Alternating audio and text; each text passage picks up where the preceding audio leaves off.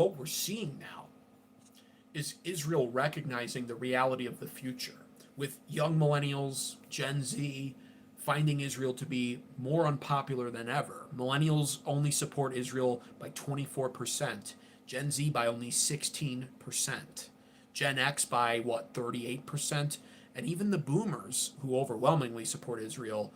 Israel's lost 9% support with the boomer demographic in America. Israel's losing support with entire countries and with America, which is their most important special ally. So they see the writing on the wall and they know what the future is. The future is less or no foreign aid for them whatsoever once Congress is actually filled up with young people, once the boomer cons are replaced. And by not even boomer cons, I should say boomers, because the Democrats are just as bad about this and they've been just as bad about this. Once the boomers are out of Congress and it's all young people, Israel knows that this is the future. The foreign aid will dwindle down. It'll either be restricted, or they'll be given less and less of it, or it could just be cut altogether, and possibly even very quickly. And that's a huge problem for Israel. So what I want to discuss today is centered around some of the latest news with the 2027 National Defense Act and another act that will tie in with that. Now, I've done some reporting on the 2027 National Defense Act already, Section 224. We're going to recap that a little bit before I move into the latest update on this. The latest update being Tom Cotton, who's now pushing even more integration between Israel and the United States. A new section actually has popped up that Tom Cotton is advocating for. But first, I do want to recap Section 224 of the 2027 National Defense Act, if you're not familiar with it. This section, 224, went viral the other week. I reported on it live here on this channel to give you guys some of the details that I didn't hear reported pretty much anywhere else. And in summary, what Section 224 of the 2027 NDAA is proposing is that the U.S.-Israel Defense Technology, it's called the U.S.-Israel Defense Technology Cooperation Initiative. And it's of what's called the U.S.-Israel Futures Act. Futures is in all capitals. And this initiative will force current and future secretaries of war. This is in my opinion the most troubling part right here. And this is where it umbrellas down underneath all of that. It will start by first and foremost forcing future secretaries of war or defense, whatever the department winds up being called after Trump, to appoint a single executive agent in the Pentagon who would literally be acting as a specially appointed Israel-minded, Israel-first czar, second only to the Secretary of War in power in the Pentagon. And in this position, he would then be tasked with the ultimate task of bypassing all other chains of command in the Pentagon, all other offices that are associated with inspections, national security, checks and balances, etc. He would bypass all of that in order to speed up the process of Israeli integration into our U.S. military, which is ultimately what Section 224 of the NDAA is proposing and pushing for.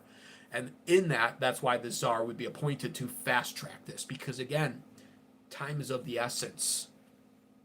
Congress is getting younger. The boomers are dying off, and Israel knows it. So not only do they need to now show their true face because of how fast they have to move, but they have to move even faster than that. And in doing so, exposes themselves more and more.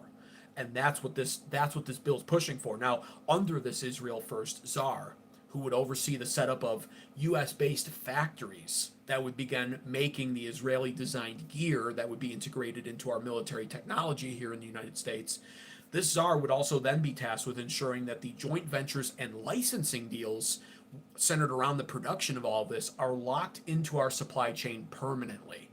We will have no other direction to go. And in doing so, we will become completely dependent on Israel for our U.S. military technology. And by the way, the technologies that would be affected span across virtually everything that our U.S. military uses. Virtually all AI systems, quantum computing, all autonomous systems, our cyber and electronic war systems, our directed energy weapons, which is newer tech to some degree, counter drone strike tech, missile defense systems and tech, biotechnology, and data fusion, all part of the deal. All all would be subject to Israeli integration, all of it.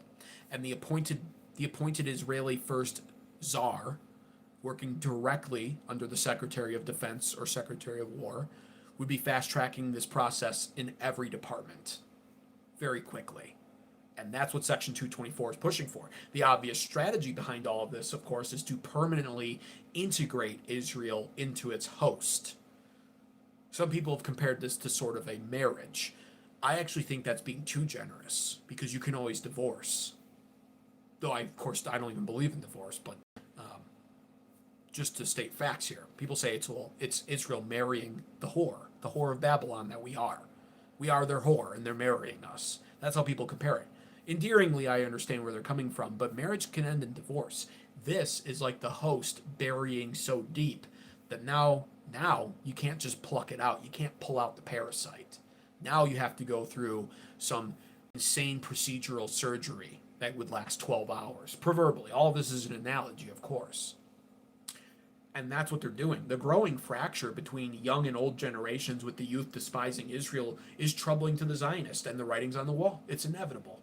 And so this, if Section 224 of the 2027 NDAA is passed, and all of this Israeli tech is now integrated into our military, and possibly has been integrated into our military for years, or what have you, decades perhaps, with U.S. factories also now relying on Israel to continue producing our tech as well, by the way, because they want to dig into our supply chains, and they want to control the licensing.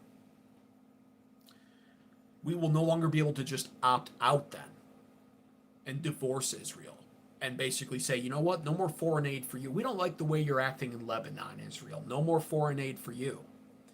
No more military support for you. In fact, we're going to tariff your economy. That's no longer an option. We'll be totally dependent on Israel for our military in general. All the power we can project as the United States with our military will be totally dependent on Israel if Section 224 of the NDAA is passed. And if you've ever wanted to see why I call out the boomers, the boomer cons and the neocons, if you've ever wanted to look for the best possible example of what I refer to as boomer con Zionist cuckery, this is it right here.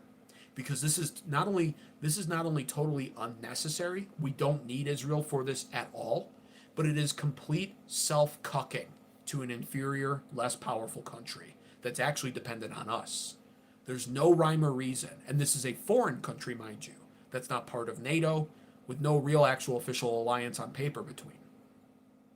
This is what it looks like to sit in the cuck chair, and that's what our politicians are doing.